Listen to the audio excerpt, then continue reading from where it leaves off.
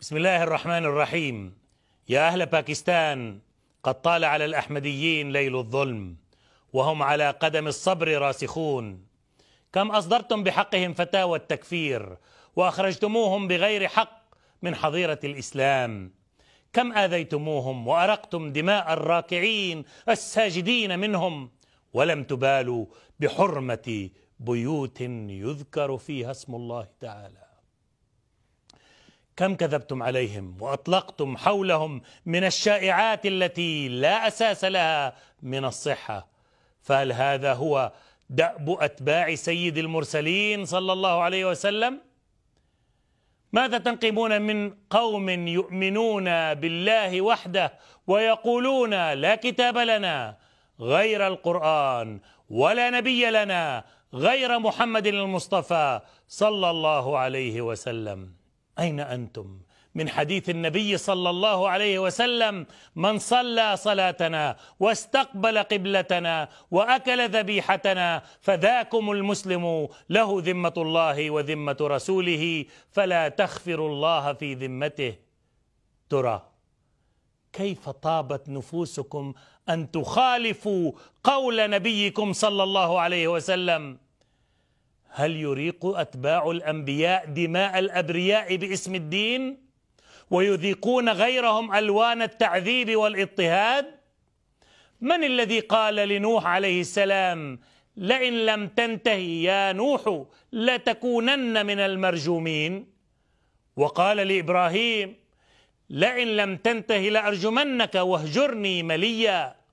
وقال لشعيب: لنخرجنك يا شعيب والذين آمنوا معك من قريتنا أو لتعودن في ملتنا. ومن الذي قال: اقتلوا أبناء الذين آمنوا معه واستحيوا نساءهم؟ من الذي أخرج الحبيب محمدا صلى الله عليه وسلم وصحابته من ديارهم بغير حق إلا أن يقولوا ربنا الله، بعد أن أدانوهم بتهمة الارتداد عن دين الآباء والأجداد وعذبوهم عذابا أليما في صحراء مكة المحرقة؟ ومن الذي يقول للأحمدية اليوم نفس ما قيل للرسول وأتباعهم؟ ومن الذي يقول للأحمدية اليوم نفس ما قيل للرسل وأتباعهم من قبل ويفعل بهم مثل ما فعل بأصحاب النبي صلى الله عليه وسلم؟ هل يسخر أتباع الأنبياء من مخالفيهم ويتغامزون عليهم وينابزونهم بالألقاب؟ هل هذه خصال المؤمنين أم أفعال المجرمين؟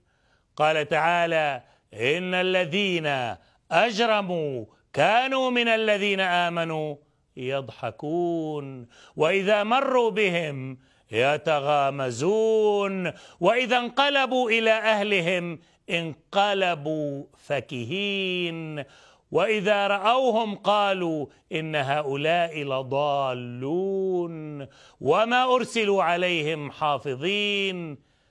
هل يكذب أتباع الأنبياء ويفترون على من خالفوهم بحجة أنهم من الأعداء وأن الكذب يجوز على العدو؟